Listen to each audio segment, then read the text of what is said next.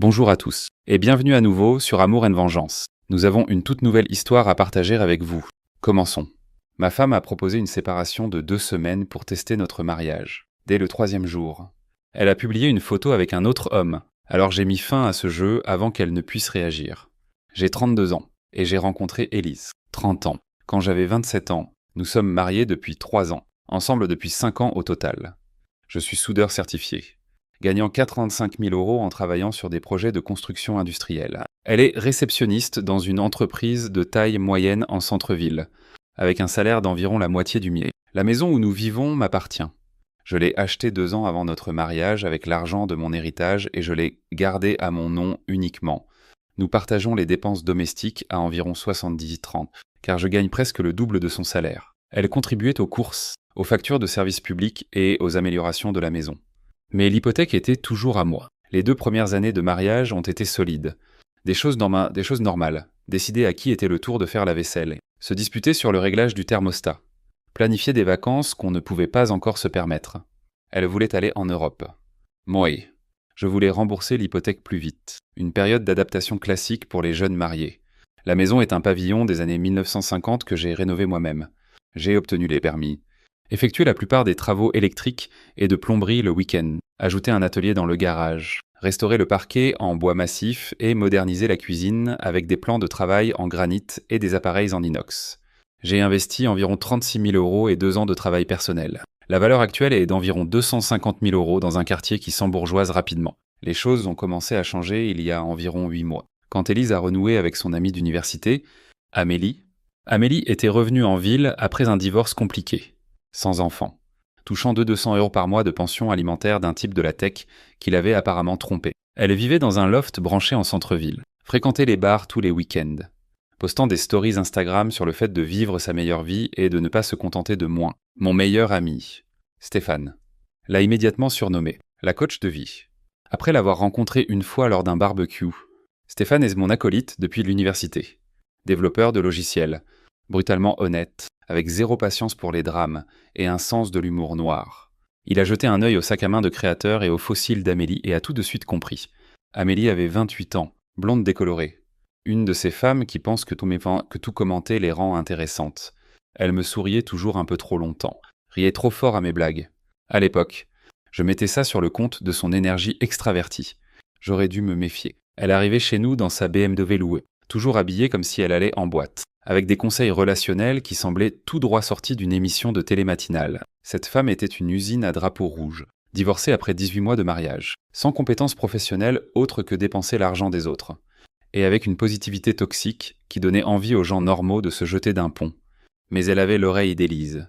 Soudain, Élise rentrait à la maison avec de nouvelles idées sur les relations, disant qu'on était trop à l'aise, que le mariage ne devrait pas ressembler à une colocation, que les couples qui réussissent se défient mutuellement et maintiennent la flamme.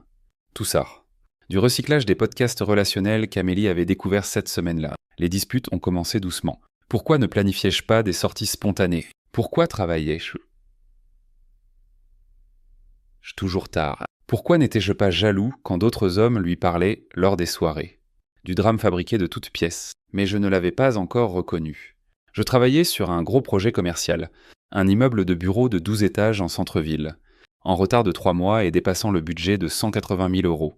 Le genre de boulot qui peut faire ou défaire une carrière dans mon domaine. Je faisais des semaines de 60 heures, parfois le samedi, pour éviter que le projet ne devienne un désastre total. Mais selon la philosophie relationnelle d'Amélie, mon engagement à assurer notre stabilité financière prouvait en réalité que je ne me souciais pas de notre mariage. On n'invente pas des choses pareilles. En décembre, on se disputait 2 fois par semaine. Toujours le même schéma.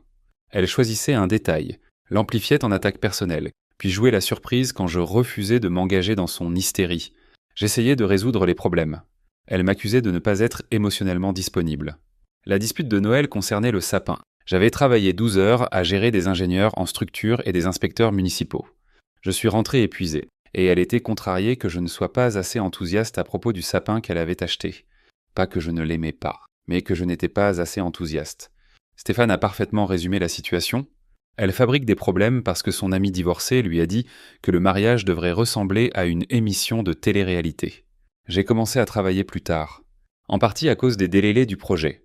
Mais surtout parce que la maison ressemblait à un champ de mines. Elle a pris ça comme une preuve que je me fichais de notre mariage. Un cercle vicieux classique. Ce que je n'avais pas réalisé, c'est qu'Amélie ne se contentait pas d'empoisonner l'esprit de ma femme avec des conseils relationnels. Elle l'encourageait activement à explorer d'autres options. Le point de rupture est arrivé un jeudi de janvier. Je suis rentré vers 19h, pas si tard, et j'ai trouvé Élise assise à la table de la cuisine. L'air d'avoir répété quelque chose toute la journée, elle avait déjà dîné sans mots. Ce qui était nouveau, on attendait toujours l'autre, même si ça signifiait manger à 20 ou 21 heures.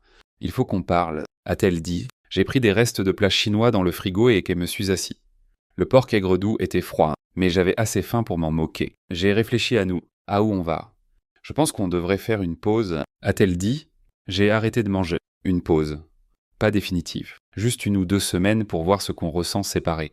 Pour se rappeler pourquoi on est tombé amoureux, je savais exactement d'où ça venait. Amélie lui avait servi ce discours pendant des mois. Comment son ex-mari ne l'avait jamais apprécié jusqu'à ce qu'elle parte. Comment l'absence rend le cœur plus tendre. Le truc, c'est que j'avais déjà entendu cette conversation exacte. Mon pote Jacques avait vécu la même chose il y a 2 ans. Sa femme voulait une pause pour se retrouver. Elle s'est retrouvée, effectivement, dans le lit de son prof de yoga. Ça lui a coûté la moitié de son épargne retraite et 1600 € par mois de pension alimentaire. Tu veux une séparation, ai-je demandé. Je veux qu'on fasse comme si on n'était pas mariés pendant un moment. Voir si on se manque. Voir si tu vas vraiment te battre pour nous. Et voilà. L'agenda réel. Ce n'était pas une question de prendre de l'espace, mais de me faire danser pour son attention. Me faire prouver mon amour par la panique et le désespoir. J'ai regardé ma femme de 3 ans, assise là avec son discours répété et ses tactiques de manipulation venues de son amie désastreuse. Et quelque chose en moi s'est simplement éteint. Au lieu de discuter ou de supplier, j'ai juste haussé les épaules. D'accord. Et je dis. Elle a cligné des yeux. D'accord. Si c'est ce que tu veux, la déception sur son visage était immédiate. Elle s'attendait à ce que je discute, que je supplie, que je fasse un grand geste. À la place. J'ai juste hoché la tête et repris mon plat chinois comme si elle m'avait demandé de prendre du lait en rentrant. C'est là que j'ai su que notre mariage était probablement fini. Pas à cause de la demande de pause, mais parce qu'elle était déçue que je ne me batte pas contre eux. Elle voulait du drame plus que réparer quoi que ce soit. J'ai envoyé un message à Stéphane immédiatement après qu'elle soit montée se coucher. Élise veut faire une pause dans notre mariage. Sa réponse est arrivée en 30 secondes. Lol. Laisse-moi deviner. L'idée de la coach de vie. Quel est ton plan? La laisser avoir sa pause. Voir ce qui se passe. Intelligente. Rien ne dit « je t'aime » comme des tests relationnels fabriqués. Il s'avère que Stéphane était optimiste sur le calendrier. On a établi les règles cette nuit-là. 2 semaines à agir comme si on n'était pas mariés. Elle resterait chez Amélie. Pas de contact sauf pour les affaires de la maison ou les urgences. On réévaluerait après 14 jours. Elle a préparé 2 valises le lendemain matin, surtout ses vêtements de travail et assez de tenues décontractées pour 2 semaines. Je l'ai aidée à les charger dans sa Renault Clio et je l'ai regardée partir.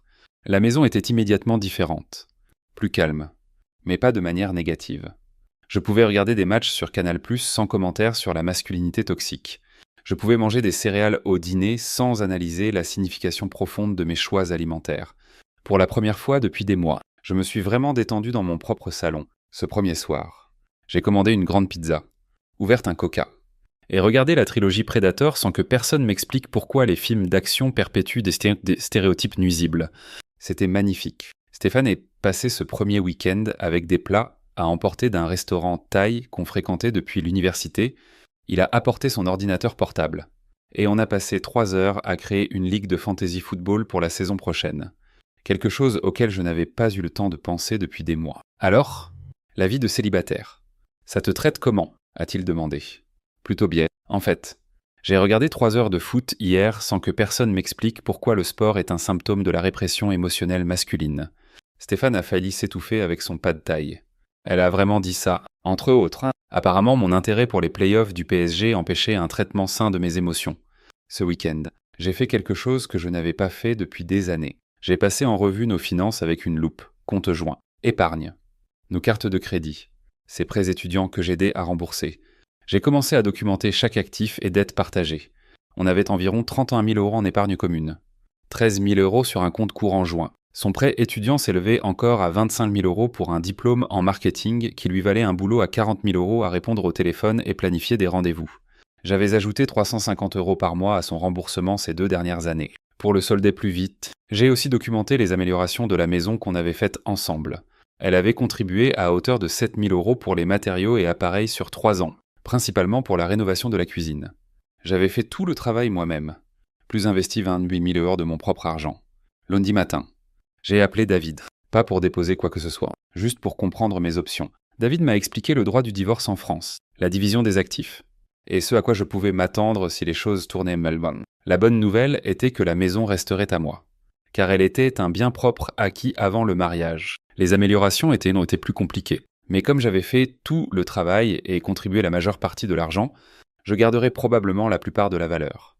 À la fin de la première semaine, j'avais transféré la moitié de notre épargne commune sur un compte séparé. Tout à fait légal car c'était un bien marital auquel j'avais un accès égal. J'ai changé mon virement automatique pour qu'il aille sur mon compte individuel plutôt que le compte joint. Elle m'a envoyé un seul texto cette première semaine. J'espère que tu pensais à nous. J'ai montré le texto à Stéphane. Qu'est-ce que tu penses que ça veut dire ? Ça veut dire que la coach de vie lui a dit que tu serais une épave en larmes à ce stade, la suppliant de rentrer. Au lieu de ça, tu es probablement plus détendu que tu ne l'as été depuis des mois. Ça doit la perturber. Au 10e jour, Amélie a pris contact. Elle avait apparemment décidé que 2 semaines n'étaient plus que suffisantes pour faire son mouvement. Mardi après-midi, un texto d'un numéro que je n'avais pas enregistré. « Salut, comment vas-tu ?» On n'avait jamais échangé de texto en tête-à-tête auparavant. J'ai répondu brièvement mais amicalement. « Ça va ?» Toute cette histoire est bizarre. Pas vrai. Élise s'est tellement stressée. Peut-être qu'on pourrait prendre un café et en parler. Au lieu de refuser immédiatement, j'ai décidé de jouer le jeu. Ouais, peut-être que ça aiderait. On s'est retrouvés jeudi soir dans un Starbucks près de son immeuble. Elle est arrivée habillée comme pour aller en boîte. Robe noire moulante. Maquillage complet. Assez de parfum pour asphyxier un cheval. Pour un café avec le mari de son ami en pleine crise conjugale. La robe était assez décolletée pour que je voie tout quand elle se penchait pour attraper son latte. Ce qu'elle faisait souvent pendant notre conversation. Très subtil. Je me sens tellement mal pour toute cette situation, a-t-elle dit, s'assurant de se pencher en avant sur la petite table. Vous étiez si bien ensemble. Bien sûr. Ai-je pensé. C'est pourquoi elle a passé 8 mois à dire à ma femme qu'on était ennuyeux. Vraiment. Toutes ces disputes récemment. Elle est juste confuse. Elle ne sait pas ce qu'elle veut. Amélie a tendu la main et touché la mienne. Mais je vois à quel point ça te fait mal. Ses ongles étaient vernis d'un rouge foncé qui coûtait probablement 45 € au salon. Le genre d'entretien qui demande des rendez-vous hebdomadaires et hurle haute maintenance. Je l'ai laissé garder le contact quelques secondes avant de retirer ma main. Ça a été dur. Tu sais, si tu as besoin de parler à quelqu'un, je suis là. Jour ou nuit. La conversation a duré 1 heure. Elle parlait de comment je méritais mieux, comment Élise n'appréciait pas ce qu'elle avait, comment si elle était mariée à quelqu'un comme moi, les choses seraient différentes. Quand on est parti, elle m'a enlacé plus longtemps que nécessaire. C'était vraiment sympa. On devrait recommencer bientôt. Je suis rentré chez moi et j'ai immédiatement appelé Stéphane. « Mec, tu ne vas pas y croire. Laisse-moi deviner. La coach de vie est déjà en train de magasiner pour une robe de mariée. » Elle s'est pratiquement jetée sur moi. Robe décolletée jusqu'au nombril, touchant mes mains, disant que je méritais mieux. Cette femme a la patience d'un requin affamé. Bien sûr qu'elle l'a. Elle avait probablement ce plan avant même de suggérer la pause à Élise. C'est comme un programme en 3 étapes pour détruire un mariage. Qu'est-ce que tu penses ? Fais l'idiot. Laisse-la croire qu'elle est subtile pendant que tu documentes tout. Ça va devenir intéressant. Au cours des jours suivants, Amélie a intensifié le contact. Des textos quotidiens demandant comment j'allais, suggérant qu'on se revoie. Envoyant des photos avec des légendes comme « Je pense à toi pendant cette période difficile ». Les photos étaient clairement calculées. Elle à la salle de sport en pantalon de yoga. Elle dans un restaurant avec la légende. Encore à manger seule. Elle près de la piscine de son immeuble en bikini. Chacune conçue pour me rappeler ce qui était disponible si je jouais bien mes cartes. Stéphane s'amusait comme un fou avec ses messages. « Regarde celle-là. J'espère que tu sais à quel point tu es spécial. » C'est quoi ? Une carte de vœux. Ensuite, elle t'enverra des citations inspirantes sur le fait de suivre ton cœur. Je répondais juste assez pour la garder intéressée, mais pas trop pour ne pas franchir de ligne, me faisant passer pour vulnérable et réceptif à son attention. C'est là qu'elle a fait son mouvement. Texto du vendredi soir. J'ai quelque chose à te dire, mais je ne sais pas si je devrais... Qu'est-ce que c'est ? On peut se voir. Ce n'est pas pour un texto. On s'est retrouvés au même endroit. Elle semblait nerveuse. Vérifiait son téléphone comme si elle attendait un appel. Je me sens mal. Mais je pense que tu mérites de savoir. Elle a pris une grande inspiration. Comme si elle allait annoncer une nouvelle dévastatrice. Élise voit quelqu'un. J'ai affiché le niveau approprié de choc sur mon visage. Quoi ? Il s'appelle Sébastien. Elle l'a rencontré à une conférence professionnelle le mois dernier. Je les ai vus ensemble. Et ce n'est pas innocent. Sébastien, selon Amélie, était un directeur marketing d'Aix-en-Provence, la trentaine, divorcé, conduisant une BMW, travaillant pour une entreprise tech. Le genre de mec qui a probablement une photo LinkedIn où il pointe un tableau blanc. T'es sûr? Je les ai vus dîner hier soir, très proches, et elle ment sur où elle va quand elle quitte mon appartement. Amélie a tendu la main et pris la mienne. Je suis tellement désolé, je sais que ça fait mal. Mais tu devais savoir. Le message était clair. J'avais 2 options.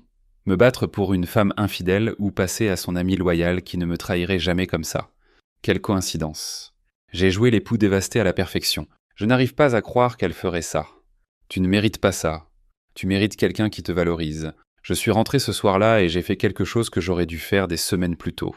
J'ai vérifié nos appareils et comptes partagés. Élise avait laissé son iPad à la maison quand elle est partie. Toujours connecté à son compte iCloud. Mot de passe sauvegardé depuis que je l'avais aidé à le configurer il y a des mois. Ses messages textes se synchronisaient automatiquement sur tous ses appareils. Ce que j'ai trouvé, c'était 3 semaines de conversation avec Sébastien. Assez innocente au début. Des ragots de professionnels. Des plaintes sur un client qui n'arrivait pas à se décider sur les couleurs de sa marque.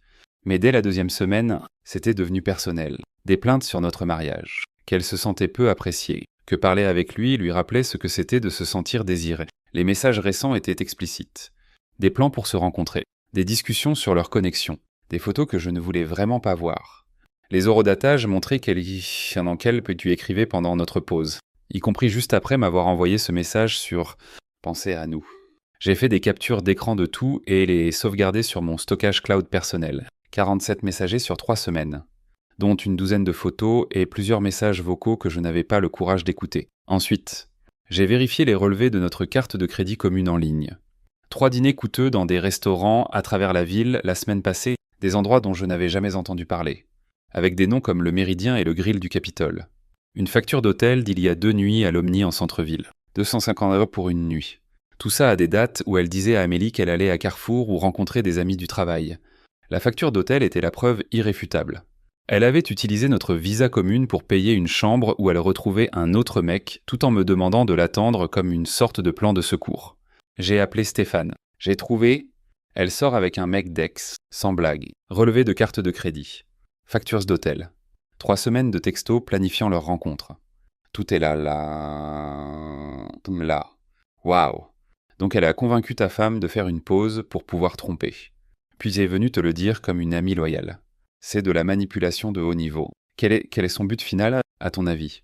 Elle parie que tu seras tellement reconnaissant pour sa loyauté et blessé par la trahison d'Élise que tu tomberas directement dans ses bras. Stratégie classique de rebond. Elle détruit ton mariage, puis se présente comme l'amélioration. Eh bien, elle va bientôt découvrir comment ça se passe pour elle. J'ai appelé David dès le lundi matin. J'ai des preuves d'adultère. Textos. Factures d'hôtel. Reçu de restaurant. Bien. Apporte tout à mon bureau. On va préparer les documents. David a passé 1 heure à examiner les preuves, lisant les textos avec le détachement professionnel de quelqu'un qui avait vu cette histoire 1000 fois auparavant. Les textos sont accablants. Les relevés financiers confirment la chronologie, et tout a été obtenu légalement. Avec ces preuves, tu devrais garder la maison comme bien propre. 60 à 65% des actifs communs, et pas d'obligation de pension alimentaire. A-t-il dit ? Elle a perdu ses droits en commettant l'adultère. Combien de temps pour tout préparer ? Donne-moi 3 jours. Je veux que ce soit inattaquable. Ces 3 jours ont été probablement les plus étranges de ma vie. Je suis allé travailler comme si de rien n'était, gérant le projet de construction qui était enfin dans les temps et sous le budget. Je rentrais dans ma maison calme, commandais à emporter, regardais la télé sans que personne critique mes choix de divertissement. Pendant ce temps, je continuais à jouer l'époux dévasté avec Amélie, la laissant me réconforter à propos des terribles nouvelles qu'elle m'avait données. Écoutant ses discours sur quelle amie horrible Élise avait été pour nous deux. Je n'arrive pas à croire qu'elle t'ait fait ça, a dit Amélie lors d'une autre rencontre pour un café. Après tout ce que tu as fait pour elle, certaines personnes ne savent pas apprécier ce qu'elles ont. Exactement. Et je dis, jouant mon rôle. Mais peut-être que ça arrive pour une raison, peut-être que tu avais besoin de voir qui elle était vraiment. Elle a tendu la main et pris la mienne. Et peut-être que j'avais besoin de voir qui tu es vraiment. Toi aussi. Stéphane a failli s'étouffer quand je lui ai raconté cette conversation plus tard. Elle a vraiment dit ça avec un visage sérieux. Peut-être que j'avais besoin de voir qui tu es vraiment. C'est quoi ? Une comédie romantique. Ensuite, elle parlera de destin et d'âme sœur. Jeudi matin. J'ai fait signifier à Élise les documents de divorce à son bureau, par un huissier de justice. Tout à fait dans les règles. Les documents incluaient des extraits choisis de textos et des relevés financiers prouvant l'adultère. Son appel est arrivé dans l'heure. C'est quoi ce bordel? Des papiers de divorce avec des preuves d'adultère. C'était censé être une pause temporaire. On devait régler les choses. Tu les as réglées avec Sébastien à la place. J'espère que la nuit à l'Omni valait 250 €. Le silence était assourdissant. Je pouvais presque entendre son cerveau essayer de comprendre comment j'avais découvert l'hôtel. Comment tu... Ton iPad est synchronisé à iCloud. Chaque texto, chaque photo, chaque plan que tu as fait avec lui. J'ai 3 semaines de preuves. Tu as fouillé dans mes messages privés. Elle a essayé plusieurs angles. La pause lui donnait la permission. Elle était confuse. Elle ne voulait pas que ça aille si loin. Rien de tout ça n'avait d'importance. C'est insensé. Ce n'était que des textos. Le reçu de l'hôtel dit le contraire. Tout comme les factures des restaurants. Un autre long silence. Tu ne peux pas mettre fin à notre mariage pour ça. Je ne mets pas fin à notre mariage. Tu l'as fait quand tu as commencé à sortir avec Sébastien, tout en me demandant de t'attendre comme un plan de secours. Mais sa réponse suivante a vraiment montré son vrai visage. Au lieu de s'excuser ou de montrer du remords, elle est passée en mode nucléaire. Tu sais quoi? Je suis contente de l'avoir fait. Sébastien se soucie vraiment de moi. Il ne se contente pas de grogner quand il rentre du travail. Il m'emmène dans des endroits, m'achète des choses, me fait sentir spécial. Avec notre carte de crédit commune, peu importe. Au moins, il a un vrai boulot. Pas juste un travail de manard qui te rend tout sale et dégoûtant. Et voilà. 3 ans de mariage. Et elle laisse tomber le masque complètement. Soudain, ma carrière de soudeur qui payait tout était juste un travail de manard. Le même boulot qui a acheté sa voiture, payé ses vacances et tenu ses prêts étudiants à jour. Un manard qui gagne 2 fois ce que tu gagnes à répondre au téléphone maintenant. Sébastien parle déjà de me trouver un meilleur poste dans son entreprise à Aix, où les gens ont vraiment de l'ambition. Bonne chance avec ça. J'espère que Sébastien sait dans quoi il s'engage. Il m'apprécie, contrairement à toi. Il apprécie qu'on paye ses factures d'hôtel avec l'argent du mari de quelqu'un d'autre. Très romantique. Elle m'a raccroché au nez. Stéphane était mort de rire quand je lui ai raconté la conversation. Elle a vraiment appelé le soudage un travail de manard. Le même soudage qui a payé ses factures pendant 3 ans. Et maintenant, elle prévoit de déménager à Aix avec ce mec. Cette femme a complètement perdu la tête. Le processus de divorce a pris 4 mois. Élise a essayé tous les angles. La pause lui donnait la permission. L'adultère émotionnel n'était pas physique jusqu'à ce que les reçus d'hôtel prouvent le contraire. Et sa langue a fourché. Elle était confuse et manipulée. Rien n'a tenu. Son avocate était une femme spécialisée dans les droits des femmes et les procédures de divorce. Peu importe. Les preuves sont les preuves. Et la loi française est claire sur l'adultère. Mais la vraie nature d'Élise s'est révélée pendant la procédure. Au lieu de montrer du remords ou de négocier équitablement, elle a exigé la moitié de tout, y compris la maison. Quand son avocate a expliqué que l'adultère affectait la division des biens, elle a piqué une crise dans le cabinet d'avocats qui lui a valu une interdiction temporaire d'entrer dans le bâtiment. Pendant ce temps, Amélie continuait son rôle d'amie fidèle avec une précision militaire. Texto régulier pour prendre de mes nouvelles. Suggestion de se voir pour un café. Allusion à passer notre relation au niveau supérieur une fois le divorce finalisé. Cette femme avait transformé la manipulation émotionnelle en art. Chaque texto était soigneusement conçu pour sembler attentionné et soutenant, tout en se positionnant comme l'amélioration évidente. Elle passait probablement plus de temps à rédiger ses messages que la plupart des gens n'en passent sur leur CV. Elle est comme un vautour tournant autour d'un mariage mort, a observé Stéphane. Elle a probablement un calendrier de compte à rebours jusqu'à ce que tu sois officiellement célibataire. J'ai joué le jeu juste assez pour la garder engagée. Je l'ai rencontrée pour un café 2 fois de plus. Je l'ai laissé me réconforter à propos des démarches de divorce. Je l'ai écouté parler de quelle personne horrible Élise avait été pour nous deux. Les rencontres suivaient toujours le même schéma. Elle arrivait habillée comme si elle auditionnait pour un clip vidéo. Passait 1 heure à parler de son soutien. Puis faisait des allusions de plus en plus évidentes à notre avenir ensemble. Je me sens tellement coupable, a-t-elle dit lors d'une rencontre. Si je ne t'avais pas parlé de Sébastien, peut-être que vous auriez pu arranger les choses. Bien sûr. Si elle ne m'avait pas parlé de l'adultère qu'elle avait probablement encouragé en premier lieu, tu as fait ce qu'il fallait. Ai-je dit. J'avais besoin de connaître la vérité. Je déteste te voir traverser ça. Tu mérites tellement mieux. Elle a tendu la main et pris la mienne. Et je veux que tu saches que quand tu seras prêt, quand tout ça sera derrière toi, je serai là de toutes les manières dont tu auras besoin. Le message ne pouvait pas être plus clair si elle m'avait donné une carte de visite disant « Service de relations de rebond, disponible 247 ». Stéphane a failli tomber de sa chaise quand je lui ai raconté. Elle a vraiment dit « de toutes les manières dont tu auras besoin ». C'est quoi? Un prix de consolation tout compris. Elle vient avec une garantie. Le règlement final est arrivé en mai. J'ai gardé la maison. mes comptes de retraite. Et 65% de nos actifs communs. Élise a obtenu sa voiture, ses affaires personnelles. Et sa dette de prêt étudiant. Pas de pension alimentaire car elle était la partie infidèle. La maison valait 250 000 euros. Moins le solde de l'hypothèque de 160 000 euros. Avec les améliorations que j'avais faites, j'avais environ 90 000 euros de valeur nette qui restaient à moi. Plus 28 000 euros de notre épargne et investissement commun. Elle est repartie avec peut-être 16 000 euros et une Renault Clio avec 140 000 km au compteur. Mais même là, elle n'a pas pu assumer ses responsabilités. Lors de la réunion de règlement final, elle a eu l'audace de se plaindre que la division était injuste et que je la punissais pour avoir suivi son cœur. Suivre ton cœur. Et je dis, tu as utilisé notre carte de crédit commune pour payer des chambres d'hôtel avec un autre mec. Sébastien et moi avons une vraie connexion. Quelque chose que tu ne comprendras jamais. Je comprends que ça nous a coûté 250 euros. Plus les dîners dans 3 restaurants différents. Son avocate a dû physiquement la retenir pour l'empêcher de se jeter par-dessus la table de conférence. La femme avait complètement perdu la tête. C'est ce qui arrive quand tu veux le beurre et l'argent du beurre, a dit Stéphane. Le jour où le divorce a été finalisé, Amélie m'a invité à fêter ça dans un restaurant chic en centre-ville. Elle avait choisi l'endroit, le Méridien. Un de ces endroits où les entrées coûtent 25 euros. Et les serveurs vous traitent comme si vous interrompiez leur vraie carrière au théâtre. Elle a hésité quand j'ai suggéré l'endroit, se demandant probablement pourquoi je voulais soudainement sortir et dîner. Mais son ambition a pris le dessus sur son instinct. Elle est arrivée dans une robe qui coûtait probablement plus cher que le paiement de ma voiture, s'attendant clairement à ce que ce soit la soirée où elle encaisserait enfin son investissement dans la destruction de mon mariage. Je suis tellement fier de la façon dont tu as géré tout ça, a-t-elle dit devant des entrées qui ressemblaient à de l'art moderne et avaient un goût de déception. Tu as été si fort tout au long du processus.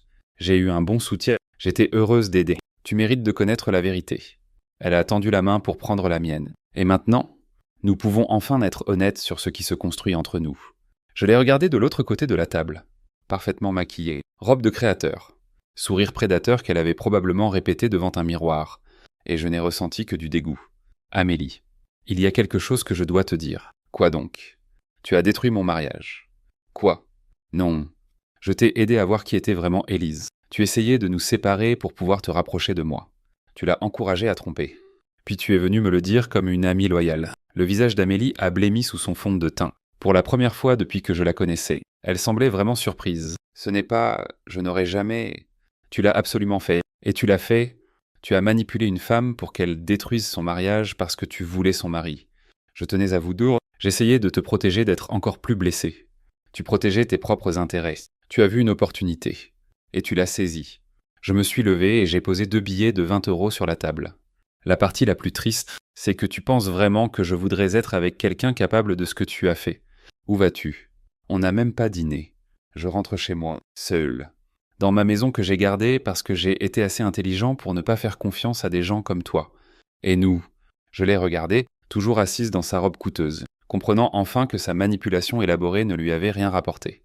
Il n'y a pas de nous. Il n'y en a jamais eu. Tu es une personne toxique qui détruit des relations pour ton propre amusement. Mais je t'ai aidé. Je t'ai dit la vérité sur Élise. Tu m'as dit la vérité sur une liaison que tu l'as encouragée à avoir. Tu as créé le problème. Puis tu t'es présenté comme la solution. Ce n'est pas de l'aide. C'est du sabotage avec une campagne de marketing. Mais je n'avais pas fini. J'avais une dernière carte à jouer, 1 heure plus tôt. J'avais envoyé un texto à Élise. Amélie veut confesser quelque chose à propos de Sébastien. Elle a dit que c'est important, et que tu dois l'entendre. Elle a mordu à l'hameçon immédiatement. 10 minutes après le début du dîner. Elle a franchi la porte du restaurant, les yeux déjà à la recherche de sang. Qu'est-ce qu'elle fait? La voix d'Amélie a monté d'une octave. Mesdames, vous avez beaucoup à discuter. Je vous laisse. Je me suis levé et dirigé vers la sortie, mais pas avant d'appeler Stéphane. Mec, tu dois venir au restaurant Le Méridien tout de suite. Qu'est-ce qui se passe? La coach de vie va avoir un retour d'évaluation de son ancienne cliente. Je pouvais entendre la voix d'Élise monter derrière moi. Tu m'as poussé avec Sébastien, ce n'était pas comme ça. J'essayais de t'aider, m'aider. Tu as détruit mon mariage pour pouvoir voler mon mari. J'ai atteint le parking juste au moment où les choses devenaient vraiment intéressantes. À travers les fenêtres du restaurant, je pouvais voir les 2 femmes debout, gesticulant sauvagement. Les autres clients commençaient à regarder. Les téléphones sortaient pour enregistrer le spectacle. Stéphane est arrivé juste au moment où le vrai divertissement commençait. « Waouh, elles y vont fort !» a-t-il dit en descendant de son pick-up. « C'est mieux que la télé à la carte. » La voix d'Élise portait clairement à travers la vitre. « Tu planifiais ça depuis des mois. Il ne veut même pas de toi. Il m'a choisi. Il vient de te rejeter. Psychopathe délirante. C'est alors qu'Amélie a jeté quelque chose. On dirait son verre d'eau. Il s'est brisé contre le mur derrière Élise, qui a répondu en attrapant le sac de créateur d'Amélie et en vidant son contenu sur la table. « Oh, ça devient bon ?» a dit Stéphane, composant déjà le 17. « Bonjour. Police. Je voudrais signaler un trouble à l'ordre public au restaurant Le Méridien en centre-ville.